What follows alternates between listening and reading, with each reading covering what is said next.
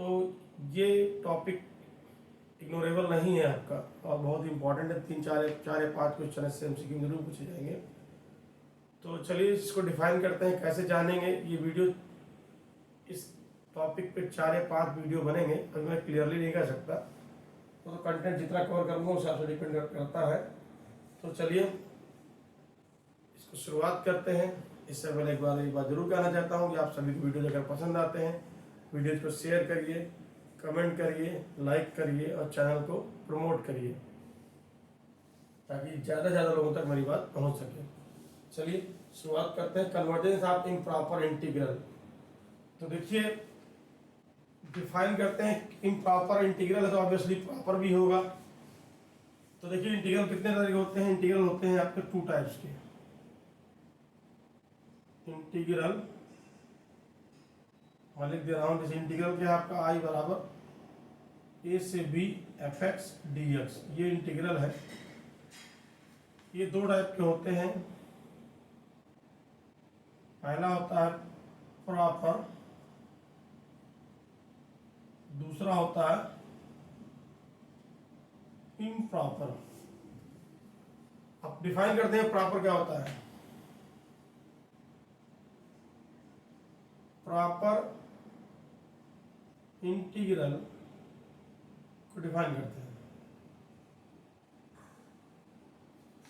इसको बोलते हैं इंटीग्रैंड, इसको बोलते हैं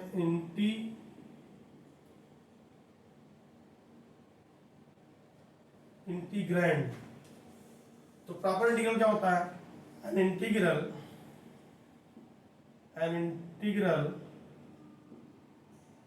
is said to be proper if neither integrand is unbounded in given range of integration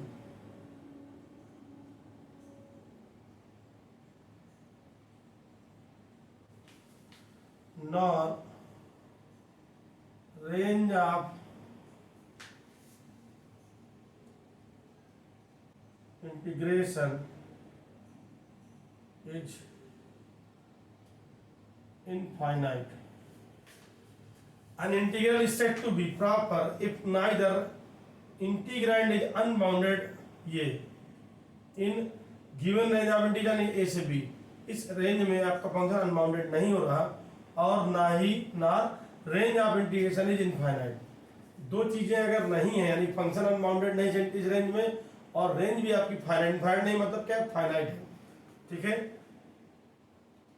not infinite, ठीक है, और फंक्शन क्या अनबाउंडेड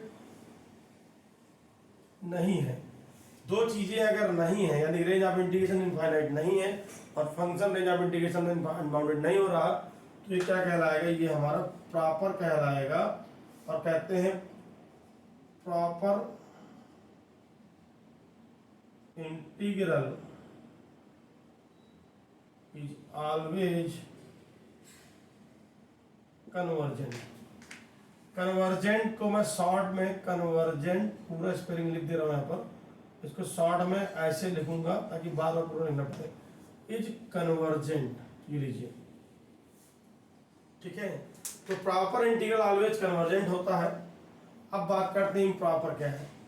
जो इसके सपोर्ट में है उसको उसका पोजीशन में आ जाइए, यानी उसके अगेंस्ट आ जाइए तो इम्प्रॉपर मिल जाएगा। इम्प्रॉपर यानी कितने तरीके से होगा, 2 तरीके से होगा। देखिए number 1 range of integration infinite हो जाए, नंबर 2 फंक्शन अनबाउंडेड हो जाए, ठीक है।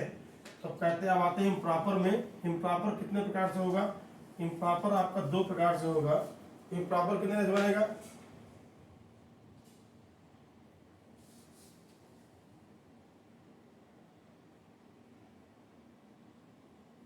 इम्प्रॉपर की बात करें,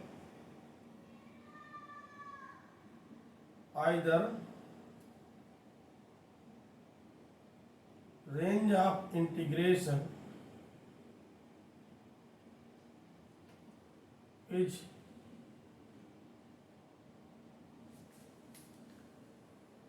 infinite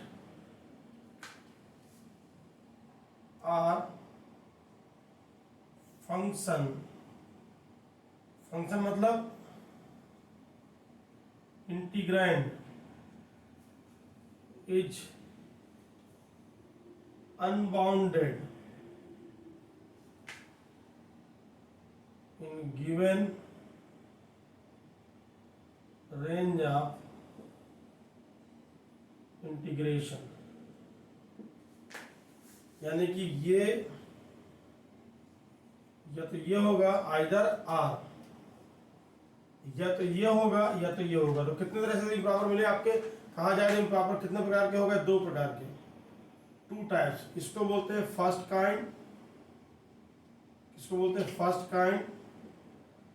first kind improper integral, और इसको बोलते हैं जहां फंक्शन क्या होता है आपका, रेंज ऑफ इंटीग्रेशन इनफाइनाइट होता है आपका, वो फर्स्ट काइंड, और जहां फंक्शन अनबाउंडेड होता है उसको बोलते हैं सेकेंड काइंड।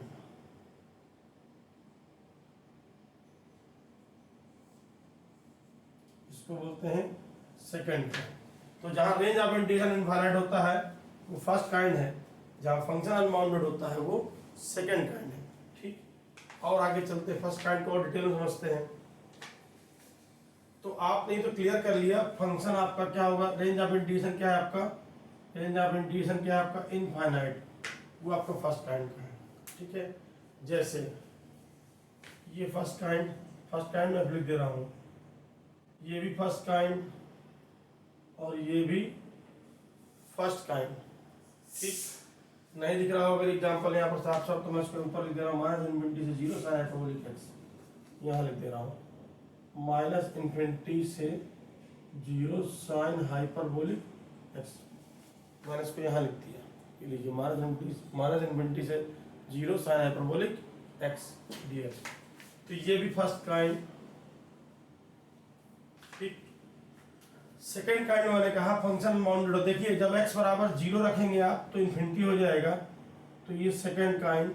x बराबर 1 रखेंगे तो ये इंटीग्रल इन्फिनिटी हो जाएगा, ये भी सेकेंड काइंड। और यहाँ x बराबर जीरो कर देंगे, क्योंकि माइनस एक से प्लस एक के बीच में जीरो आता है, इसलिए रेंज ऑफ इंटीग्रेशन का ही पार्ट है जीरो, उस पर फंक्शन अनबाउंडेड हो रहा है, तो ये भी क्या हो गया, सेकेंड काइंड। तो 3 एग्जाम्पल मैंने फर्स्ट काइंड के लिए हैं और 3 एग्जाम्पल यहाँ पर सेकेंड काइंड के लिए हैं, और इनका कन्वर्जेंस चेक करके बताऊँ कैसे करते हैं। ठीक है, तो फर्स्ट काइंड के बारे में और बात करते हैं, फर्स्ट काइंड के बारे में और कायदे से बात करते हैं डिटेल में।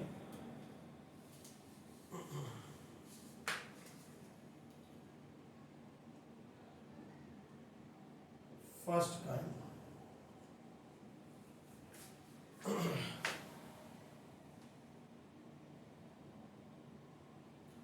फर्स्ट काइंड में आपने बोला range of integration is infinite.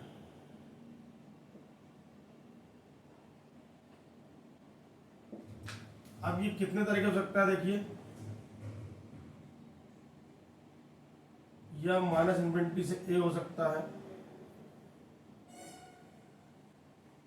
X है आपका, ऐसे लिख देना है आपका, जो आपका एक्स है वो माइनस इन्फिनिटी से ए हो सकता है। अगले में आपका एक्स का मान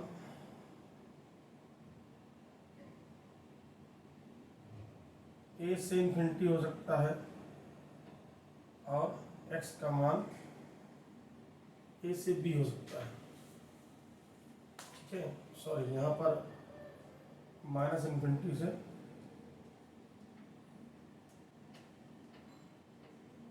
प्लस इन्फिनिटी हो सकता है। यानी कि देखिए इंटीग्रेशन में माइनस इन्फिनिटी से ए हुआ, रेंज ऑफ इंटीग्रेशन है किस टाइप में, माइनस इन्फिनिटी से A F x d x, ये आपका ए से infinity F x d x, और ये आपका माइनस इन्फिनिटी से plus infinity F x d x.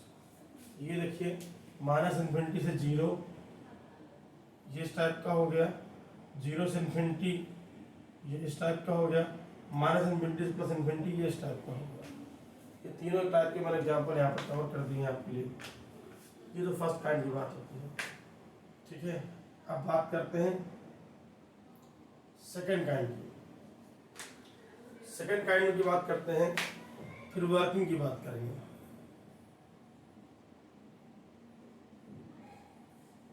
Second kind की बात करते हैं, कितने पर से बनेगा आपका, देखिए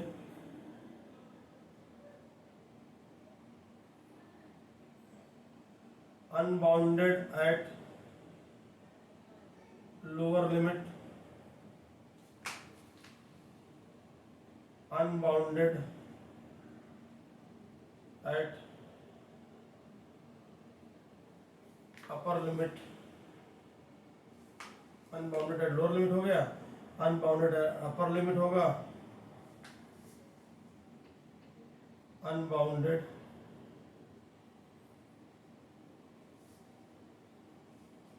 अनबाउंडेड एट बोथ लिमिट्स, और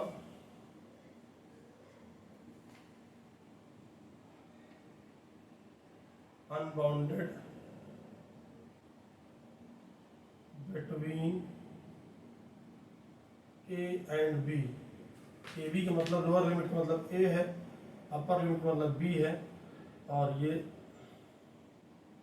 और इसका मतलब बिटवीन ए एंड बी का मतलब सी है, और ये क्या है, ये ए एंड बी दोनों की बात करते हैं। सी का मतलब क्या है, ए से बी के, सी का मतलब क्या है, ऑब्वियसली ए से बी के बीच में, क्योंकि मैं जो आर्टिकल में चल रहा हूँ उसमें ए से बी एपेक्स लिखा है। लोअर लिमिट मतलब ए, अपर लिमिट मतलब बी, बीच मतलब सी। ठीक है, तो ए पे भी हो सकता है लोअर लिमिट, बी पे भी हो सकता है, दोनों पे हो सकता है आपका, और बी हो सकता है। अब एक एक करके मैं सबकी बात करता हूँ। जैसे ये देखिए, ये आपका लोअर पे अनबाउंडेड है, ये आपका अपर पे अनबाउंडेड है, ये आपका बीच पे अनबाउंडेड है। ऐसे भी एग्जाम्पल बना सकते हैं जो क्या हो आपका, जो दोनों पर अनबाउंडेड हो जाए। जैसे 0 से 1/x इंटू 1 माइनस एक्स, ये आपका क्या है, देखिए ये आपका इस पे भी अनबाउंडेड है, 0 पे भी है और 1 पे भी है, तो लीजिए इसका एग्जाम्पल हो गया आपका। ठीक है, अब बात करते हैं वर्किंग डेफिनेशन क्या है, कि हम ये तो जान गए कि फर्स्ट काइंड सेकंड काइंड क्या होता है। अब ये कैसे जानेंगे कन्वर्जेंट है, डाइवर्जेंट है या ऑसिलेटरी है। ठीक, चलिए एक करके बात करते हैं।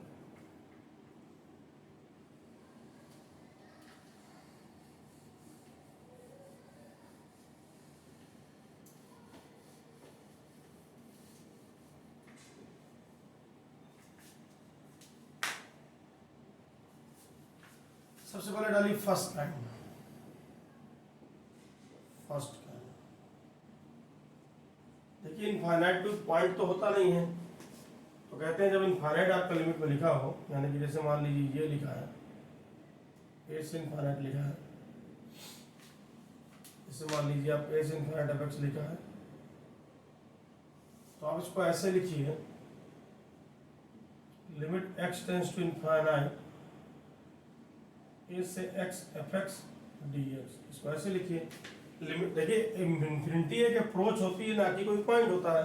आप इसको सॉल्व करिए, इसका लिमिट लगा दीजिए, आपका लिमिट निकालिएगा, उसकी वैल्यू निकाल लीजिए। ठीक, अगर ये लिमिट एग्जिस्ट करती है, फाइनाइट मान आता है तो कन्वर्जेंट, इन्फिनिटी आता है तो डाइवर्जेंट, सीधी सी बात है।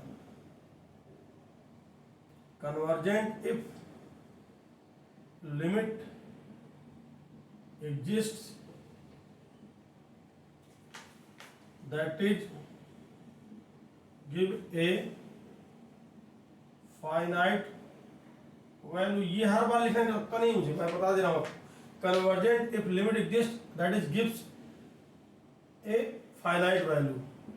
ठीक है, ये चीज मैं बार बार लिख दूंगा नहीं। और अगर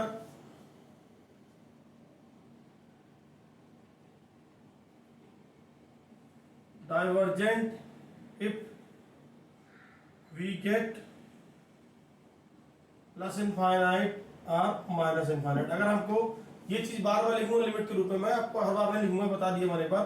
अगर लिमिट का मान आपका कन्वर्जेंट तब होगी, लिमिट इंटीग्रल कन्वर्जेंट कब होगा, जब आपका क्या हो, लिमिट एग्जिस्ट करे और क्या फाइनाइट मान मिले आपको।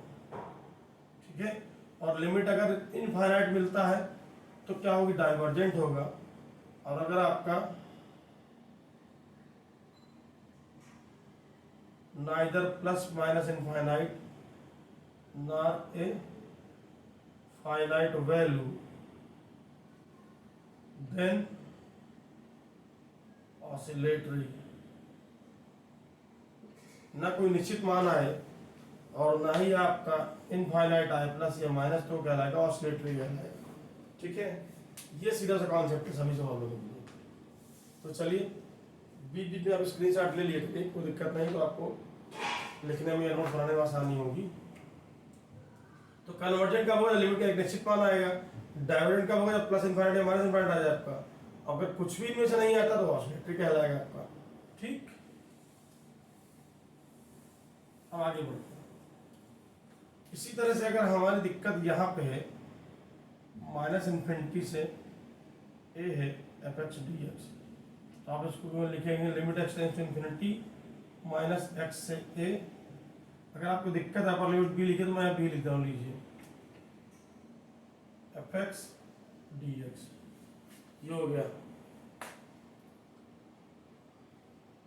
अगर दोनों जगह इन्फिनिटी है आपका तो आप क्या करते हैं,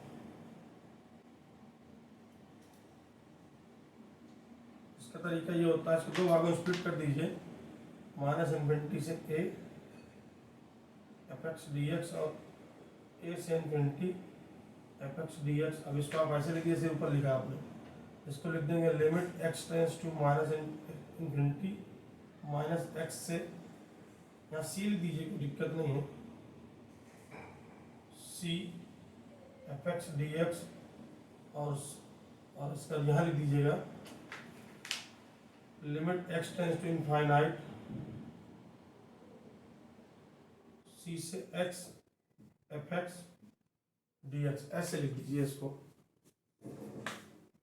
ठीक है, ये तरीका है इसका। एक मिनट मैं भर लूँ।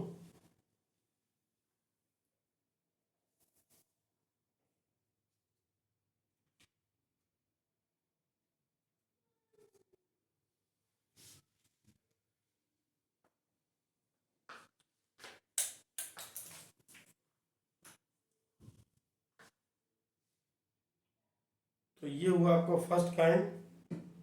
अब आता है आपका, इसके बाद बात करेंगे सेकंड काइंड की। सेकंड काइंड में क्या करेंगे, सेकंड काइंड में आपने चार टाइप की बात की, मैंने सबको एक एग्जाम्पल भी आपको दिखा दिया।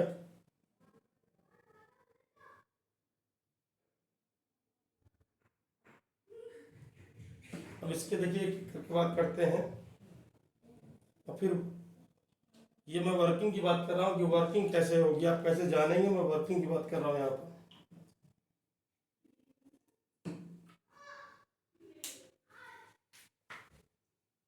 ये वर्किंग चल रही है आपकी यहाँ पर।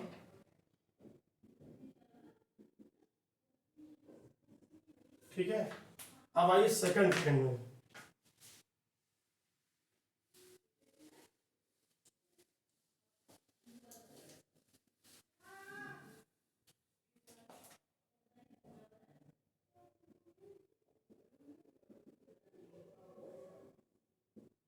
सेकंड काइंड में जब आप आएंगे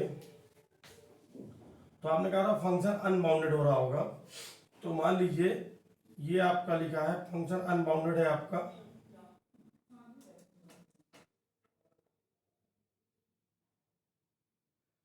लेट अनबाउंडेड, शॉर्ट में यहाँ पे एफ लिख दे रहा हूँ, चलिए लेट एफ एक्स इज, लिख दे रहा हूँ let f x is unbounded at a मतलब लोअर लिमिट। तो अर्थात आपने कहा कि लोअर लिमिट पर अनबाउंडेड है, तो आप क्या कहेंगे, ये जो इंटीग्रल है हमारा, इंटीग्रल क्या लिख दे रहा हूँ फिर से, ए से b f x d x. ध्यान दीजिएगा अब यहाँ पे इनफाइनाइट नहीं कहेंगे, ये फाइनाइट ही होगा। दिक्कत कहाँ पे, निचले यानी लोअर लिमिट पे। तो आप क्या कहेंगे, सर इसमें स्किप मार जाते हैं, क्या कर देते हैं हम लोग, स्किप मतलब जंप मार जाते हैं थोड़ा आगे से।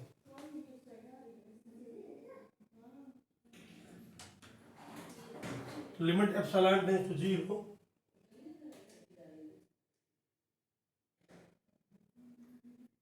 ए प्लस एप्सिलॉन से बी और एफ एक्स इसके निकालते हैं। अब इसी तरह से अगर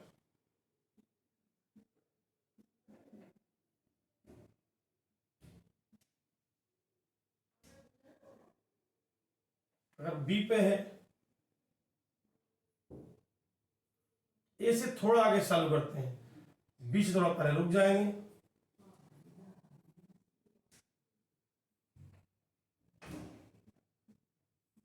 ये लीजिए।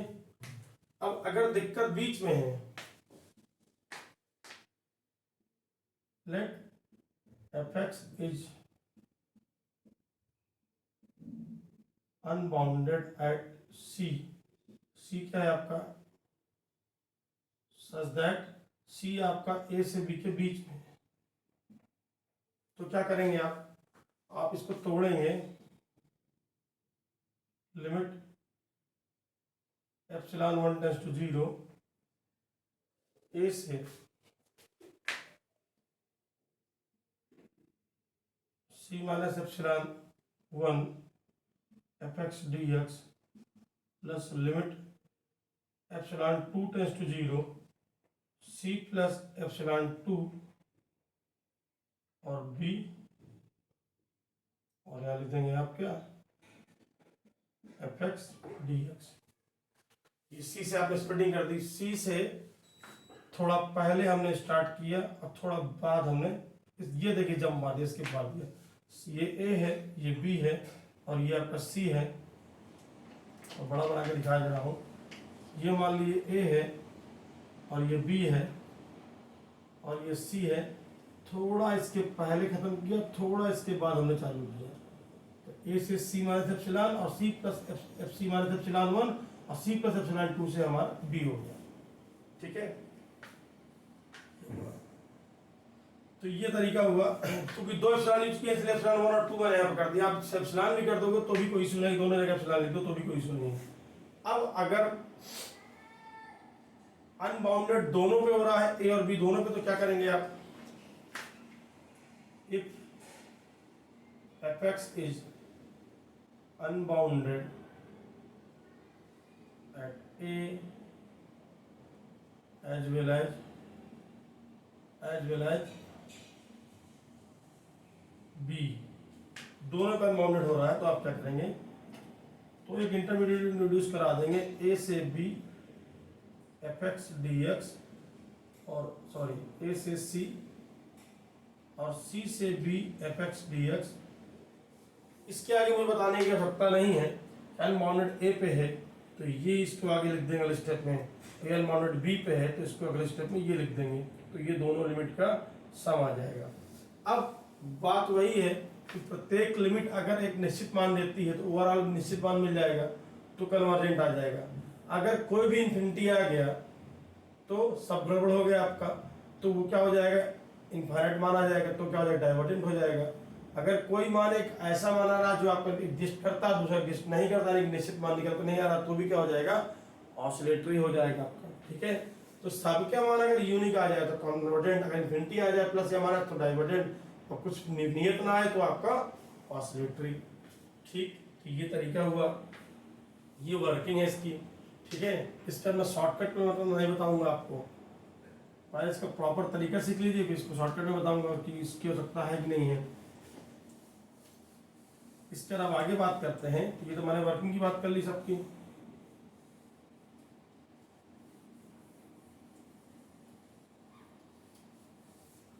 अब देखिए दो तरह के सवाल होते हैं, इम्प्रॉपर में।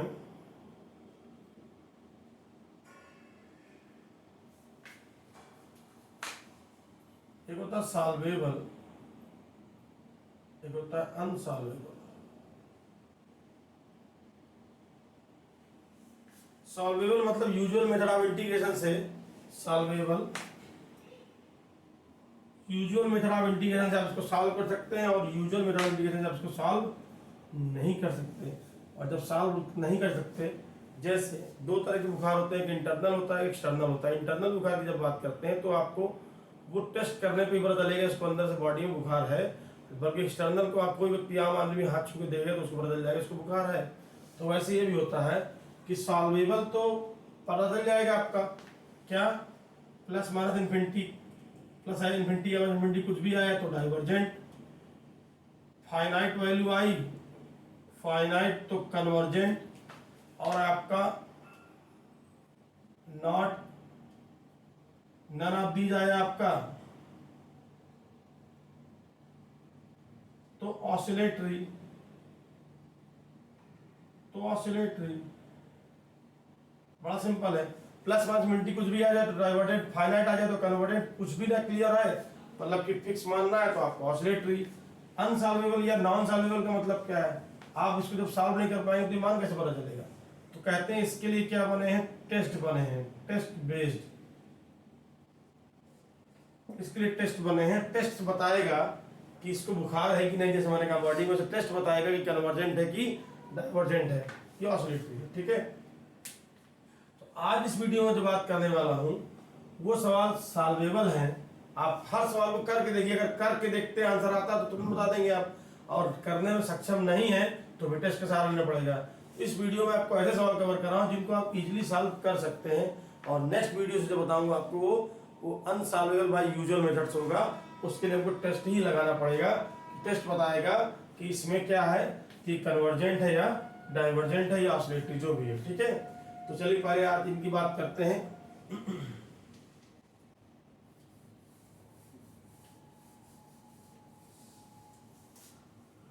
जैसे पहला सवाल है आपका, 0 से इनफाइनाइट cos x dx। अब cos x को अगर हम बात करें तो cos x का कितना आ गया इंटीग्रेशन, सबको पता है sin x।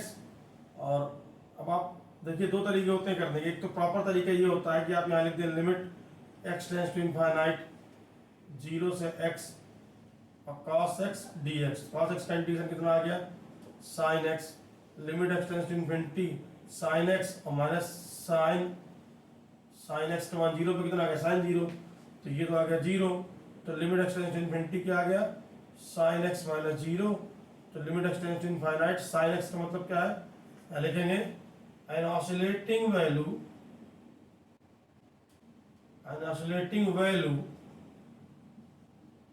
lying between -1 and +1, hence oscillatory। ये क्या हो गया आपका, एक ऑसिलेटरी वैल्यू आ रही है, कोई निश्चित मान निकल के नहीं आ रहा, इसलिए क्या हो जाएगा ऑसिलेटरी हो गया। ये आपका फर्स्ट टाइम का पहला एग्जांपल हो गया। अब बात करते हैं फर्स्ट टाइम के सेकंड एग्जांपल की। ठीक है, अब सेकंड एग्जांपल की बात करते हैं। तो सेकंड एग्जांपल कहता है माइनस इनफाइनाइट से प्लस इनफाइनाइट 1/1 + x² dx। इसको लिख दीजिए limit x tends to infinite, दो भागों में तोड़ना चाहे दो भागों में तोड़ दीजिए, या ऐसे भी कर सकते हैं, कोई दिक्कत नहीं है। Limit x tends to infinite, ठीक है, और इसको ऐसे लिखिए आप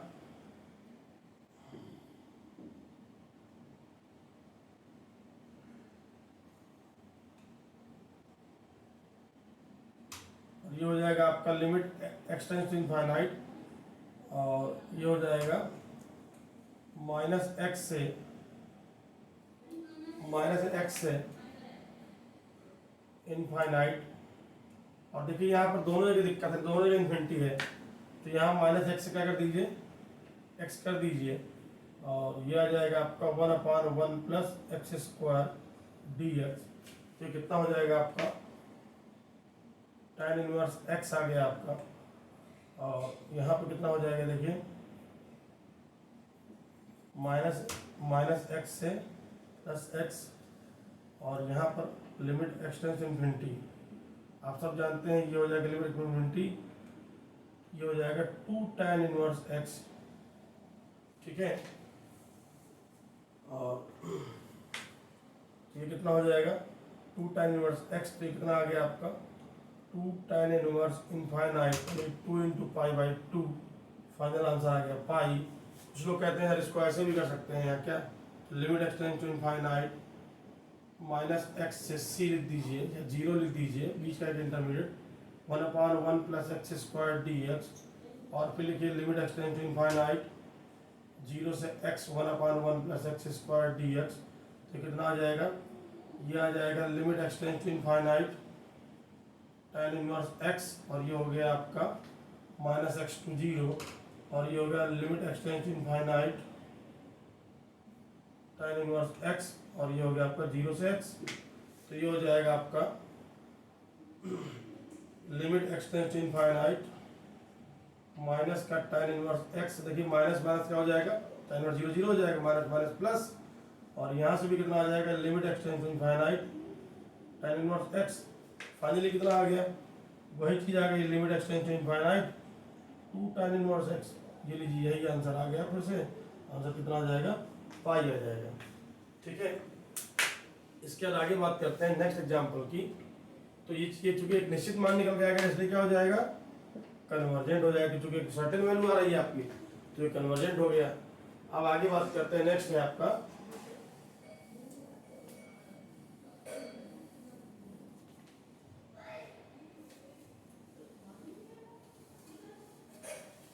अब नेक्स्ट है हमारा यहाँ पर माइनस इनफाइनाइट से 0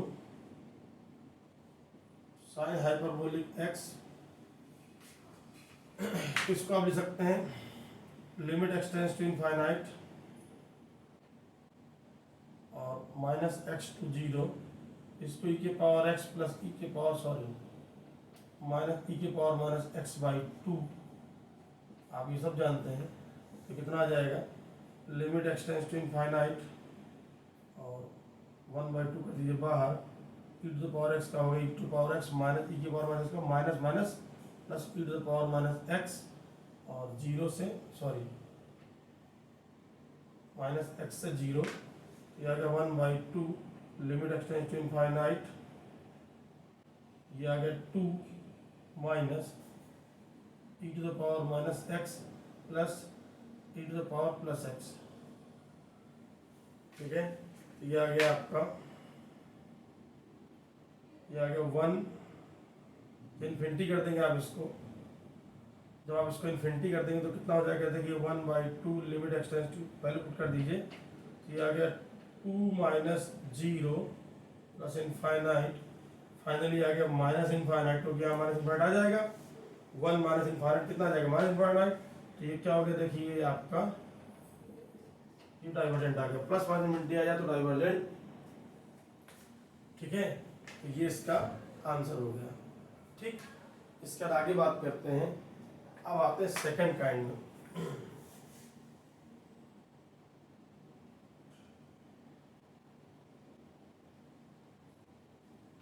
ठीक है, ये 2 माइनस इन्फिनिटी आपका माइनस इन्फिनिटी बोल दीजिए, 2 से डिवाइड कर इन्फिनिटी कोई फर्क पड़ता नहीं, माइनस इन्फिनिटी आ जाएगा। अब आगे बात करते हैं हम, तो तीनों चीज दिखा दी, कन्वर्जन दिखा दी, एग्जाम्पल में प्रयास के सब कवर हो जाए, इन्फिनिटी दिखा दिया आपने, कन्वर्जन दिखा दिया, डाइवर्जन दिखा दिया, ऑसिलेटर दिखा दिया। अब इनमें आइए सेकंड काइंड में। सेकंड काइंड की हम बात करते हैं, तो 0 से, हाँ मैं दूर कह रहा था कि अब जब एमसीक्यू सॉल्व करेंगे तो फॉर्मेलिटी करने को हो सकता नहीं, आप एप्सिलॉन वगैरह कुछ मत लिखिए, सीधा लिखिए इसको, माइनस इन्फिनिटी से प्लस इन्फिनिटी 1/1 + x² dx, कितना आएगा आपका, आ जाएगा tan इनवर्स x सीधा, और माइनस इन्फिनिटी से प्लस इन्फिनिटी।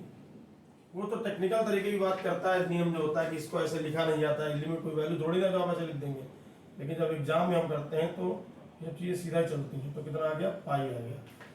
ठीक है, कॉस स्क्वायर कर देंगे तो sin x आ जाएगा, और 0 से इन्फिनिटी sin इन्फिनिटी मतलब क्या है, oscillating value line between -1 and +1 minus sin 0 0, तो -1 से +1 ऑसिलेटरी हो जाएगा, इसलिए ये डाइवर्जेंट हो जाएगा। ठीक है, सॉरी ऑसिलेटरी हो जाएगा -1 से +1। ठीक है, तो आप एग्जाम में जब इसको करें तो आप सीधा ही कर सकते हैं, कोई फॉर्मेलिटी कर सकता नहीं, लेकिन जब डिस्क्रिप्टिव किया था तो उसी तरीके से किया था प्रॉपरली चैनल से। ठीक है, प्रॉपर सिस्टम है करने का, उसी थ्रू करना है। 0 से 1 1/√x dx, दिक्कत 0 पे है, 0 से थोड़ा आगे से स्टार्ट करिए,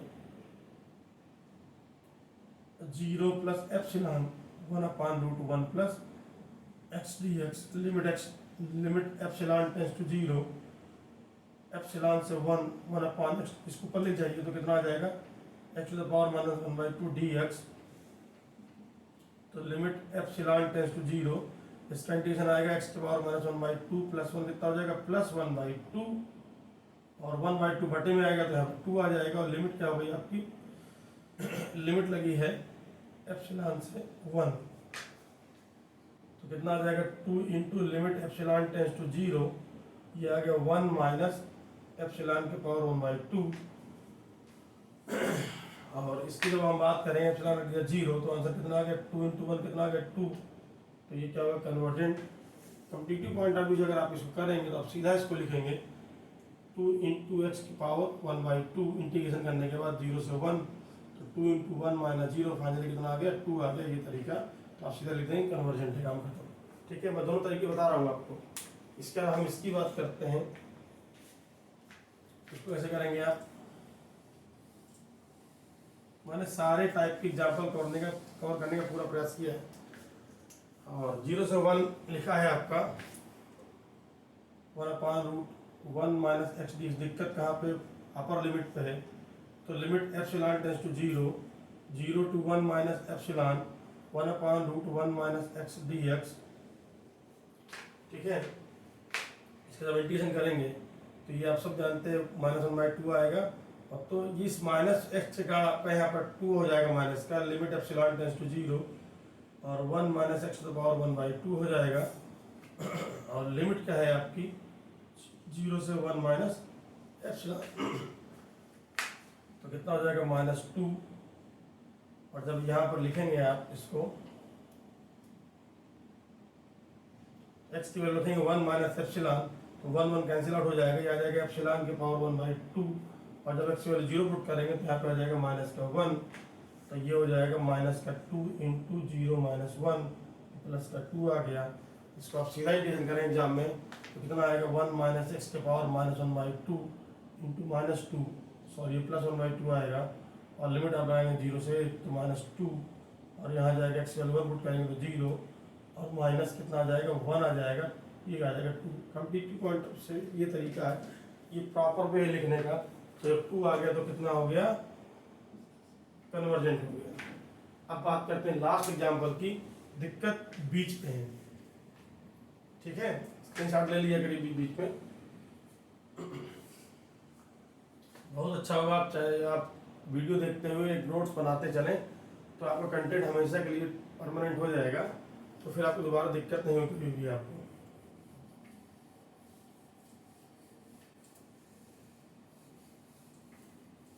अब बात करते हैं -1 से +1 1/x² dx। दिक्कत 0 पे है तो 0 पे स्किप मारिए, 0 प्लस एप्सिलॉन, 0 से थोड़ा आगे, सॉरी 0 पे दिक्कत है तो यहाँ पर 0 को क्या लिखिए, इसको पहले ऐसे लिख दीजिए,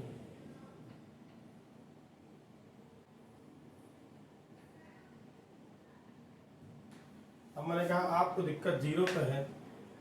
मैंने आपको लास्ट बताया था कि उसको इसको लोअर और अपर देश में अपर दिक्कत अपर पे, इसमें अपर दिक्कत लोअर पे है।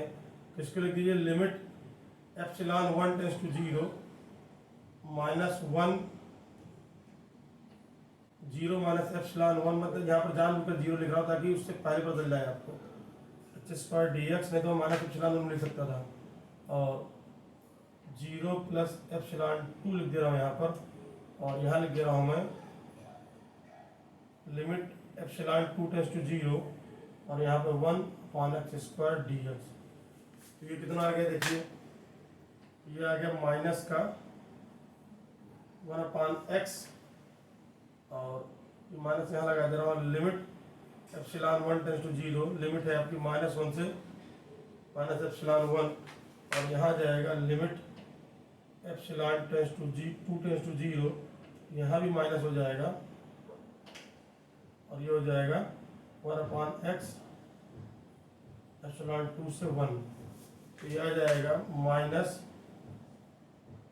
लिमिट लिख दे रहा हूँ limit epsilon 1 tends to 0 -1 upon epsilon 1 minus minus plus 1 और लिमिट एप्सिलॉन टेंस टू 0 और 1 अपॉन 1 आ गया -1 अपॉन एप्सिलॉन 2।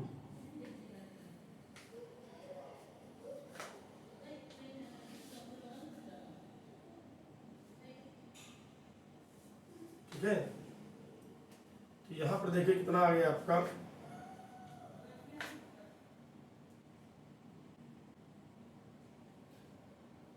ये हो गया आपका। तो देखिए एप्सिलॉन की जब वैल्यू पुट करेंगे तो यहाँ जाएगा इनफाइनाइट,